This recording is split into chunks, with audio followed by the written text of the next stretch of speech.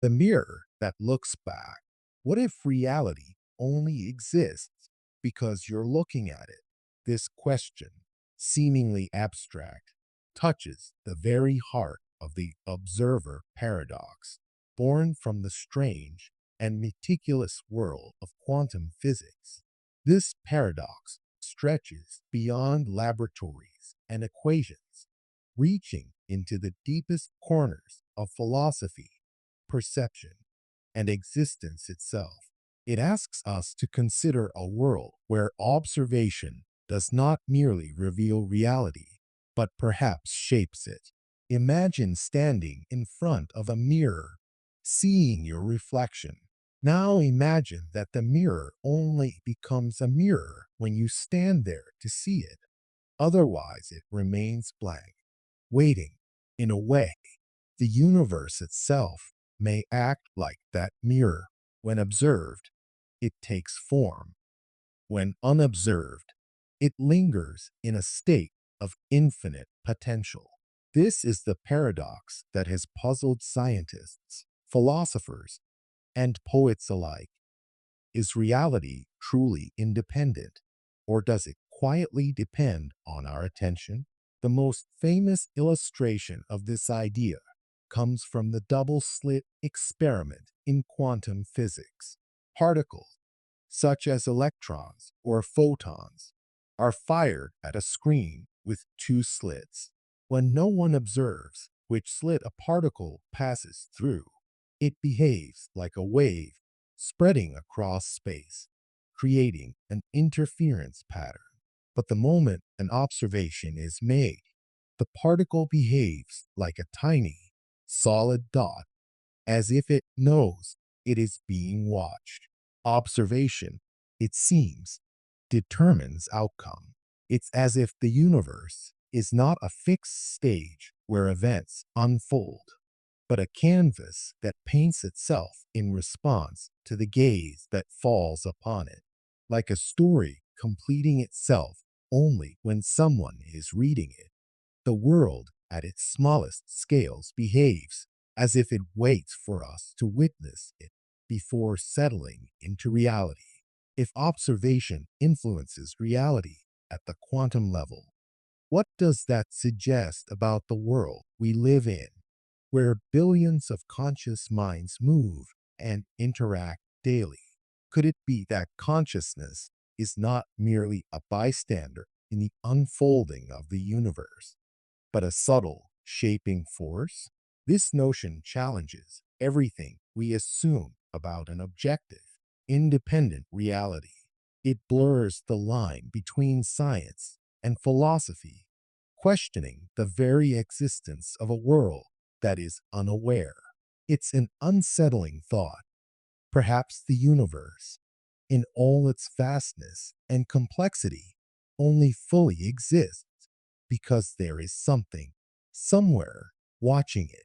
Before we can explore how our attention shapes reality, we need to understand the nature of observation itself. What does it truly mean to see, to notice, to be aware? That is the question we'll follow in the next segment. The act of seeing. Observation is more than a simple act of looking.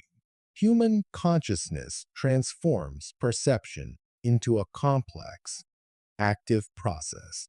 Vision and awareness do not merely record the world, they construct it.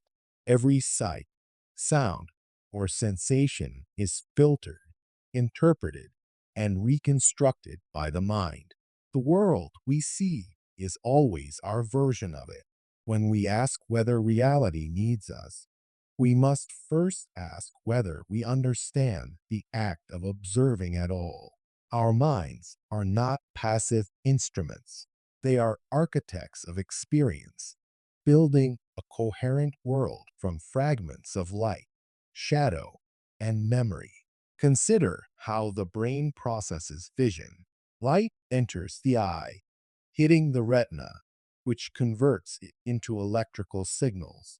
These signals travel to the brain, where they are decoded and pieced together into the images we see. Yet this process is not perfect or complete. The brain fills in gaps, predicts motion, interprets shapes, and even adds color where none exists.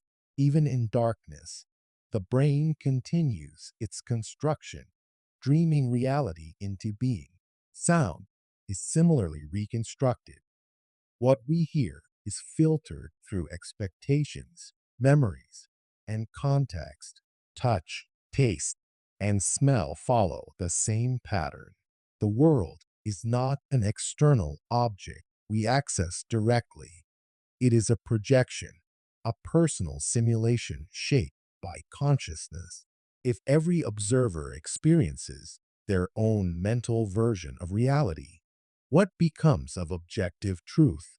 Is reality truly shared, or merely a collective illusion agreed upon by countless minds? This perspective makes the world appear fragile and malleable, a delicate fabric woven from perception. It implies that consciousness is not merely witnessing the universe, it is creating it in subtle, pervasive ways. The act of seeing is not passive, it is an active engagement with existence, a gentle shaping of what appears, moment by moment. If perception constructs reality, what happens when no one observes at all? Does the forest still rustle when the wind blows through it? If there is no mind to witness its movement, the next segment will explore reality in the absence of observation, the universe without witness. Imagine a world devoid of observers, a cosmos that stretches endlessly without a single conscious eye. Does reality exist in the same way, or does it drift in suspended potential? The double-slit experiment hints at a universe that waits, silent and undefined, until something looks upon it. This raises profound questions. If the observer is absent, does the universe remain in indeterminate states, or does existence continue regardless, indifferent to awareness? At the quantum level, particles exist in a state of probability, a superposition of many possible outcomes. Only upon measurement does a particle choose a position, collapsing the wave function into a single reality. It's as if the universe itself is in waiting, a symphony of infinite possibilities that only crystallizes when consciousness interacts with it. Poetically, the cosmos can be imagined as a song unsung, a story unwritten, patiently awaiting its audience. Without observers, every event, every particle exists as potential rather than actuality.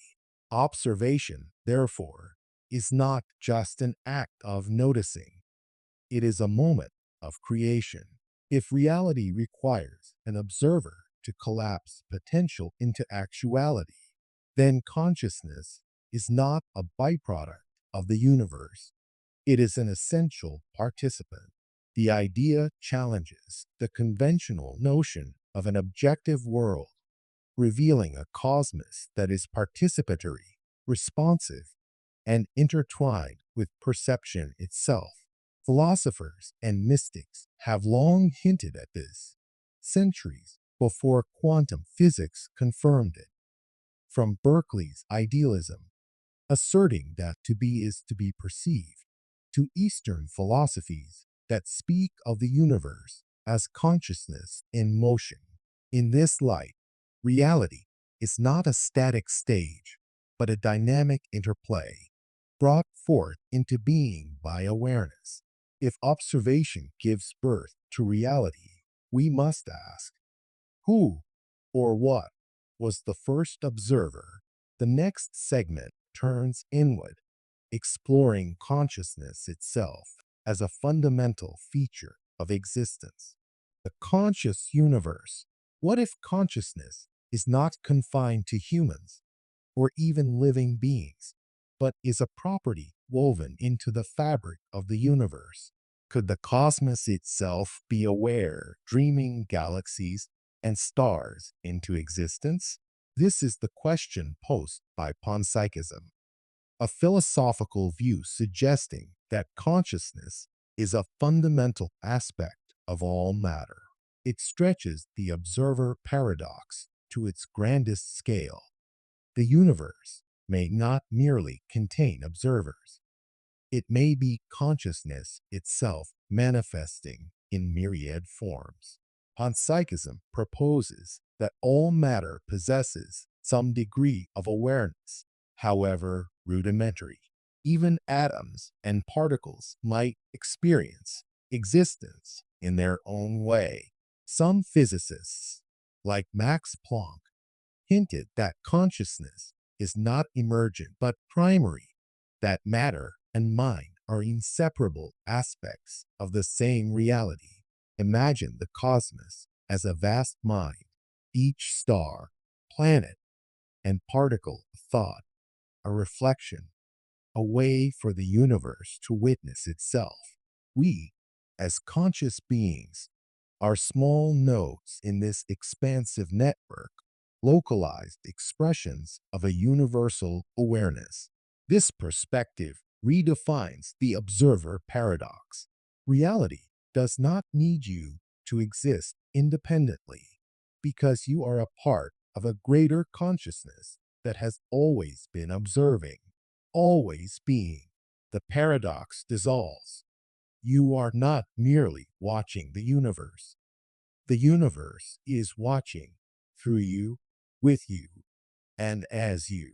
It also reframes the way we understand life, death, and the self. Consciousness is not limited or fragile. It is pervasive, eternal in its reach, manifesting through countless forms. We are both the question and the answer, the mirror and the reflection. If the universe is conscious, what does that mean for the self? Who is the observer within us? And what is its role in this vast interplay? The final segment invites quiet reflection on the observer within, the self that sees. At the heart of the observer paradox lies the observer itself, the self, the mind that notices, the awareness that witnesses, the quiet presence behind every thought and sensation. Who is this observer? And can it be observed? This is the deepest mystery. Meditation, introspection, and philosophy all converge on the same point. When you look for the self, you find awareness itself, not a thing, not an object, but a luminous presence that watches without being watched. The observer behind the eyes cannot be seen directly. Thoughts, feelings, and experiences pass before it like clouds in a sky, yet it remains untouched. Neuroscience may map brain activity, but it cannot capture the essence of awareness itself. It is an open, silent field, a space where reality is experienced, not defined. Through this lens, the observer paradox becomes intimate. We are not simply observers of the universe. We are the interface through which the universe experiences itself. Our consciousness is both the mirror and the reflection, quietly creating, witnessing, and being. This realization brings both serenity and awe. We are essential yet not separate. We are witnesses, participants, and expressions of a conscious universe. The paradox resolves into a gentle mystery. Reality does not need us to exist independently, yet, through our awareness, it finds expression, color, and form. In sleep, we can rest in this mystery. There is no need to solve it, only to feel it, to float within it, to become aware of the silent presence that sees and is seeing the quiet mind in which the universe unfolds. As your eyes grow heavy, imagine the cosmos watching itself softly, endlessly through you. Let the stillness of this thought carry you into rest. The universe is present, aware, and gently alive, and in this calm reflection, you are part of its quiet, eternal observation.